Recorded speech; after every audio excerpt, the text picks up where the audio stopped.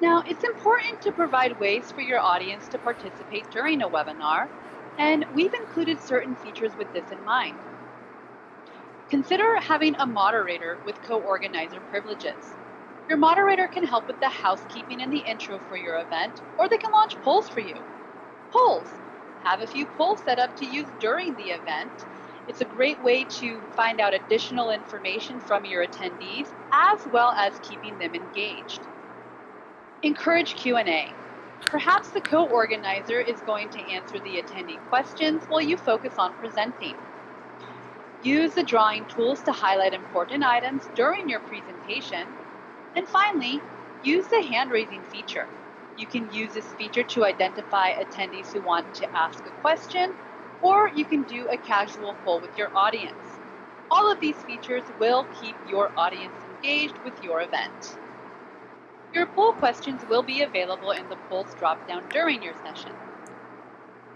When you click the dropdown, you then want to select the poll you want to launch. There's 3 here. Once you select it, you're going to notice the launch button. As soon as you click that launch button, your poll is in progress and the attendees are submitting their answers. Notice there's a timer here showing you how long the poll's been open and the percentage of people that have voted. Once you're satisfied, you can go ahead and click the close button to close out the poll. That close button is now a share button. If you want to share the results, go ahead and click that share button and it will display the results to your attendees. Then that share button is going to turn into a hide button. So when you're ready to hide the results, just click that hide button. And it's going to go right back to the screen sharing. Now, you're going to see questions that the attendees submit through your webinar in the questions pane of your control panel. For any section of your panel, you can click the box with an arrow in it to pop it out. For example, to make it larger. Once it's been popped out, you can then grab the bottom right-hand corner to make the box even bigger or smaller. Super helpful with questions. Now, when you click on a question, notice you can type back the response. You can send that question privately. It'll only go back to the person who asked it. Or if it's a really good question, you can send it to all. Everyone will see what the question was and the answer, but it's going to hide who asked and answered it.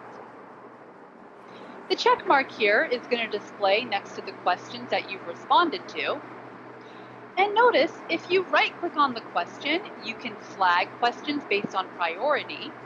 You even have the option to assign a question to another staff member. If you have the GOTO Webinar Pro or Plus plan, you are going to have the ability to share up to 5 videos in your live webinar.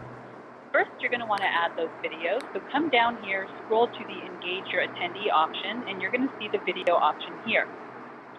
Then, you click on the link, and you can upload up to 5 videos, either a YouTube link or an MP4.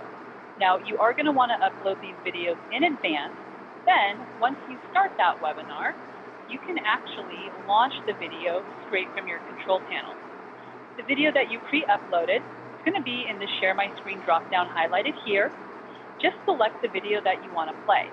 Then an online player is going to come up. You can click that play button, and the video is going to play for your attendees. The audio from that video is going to come out through their computer speakers, so you want to make sure their computer speakers are turned up. Now, keep in mind, if it's a YouTube video, it's not going to show up if you recorded the webinar. And again, the video feature is only available for Pro and Plus plans.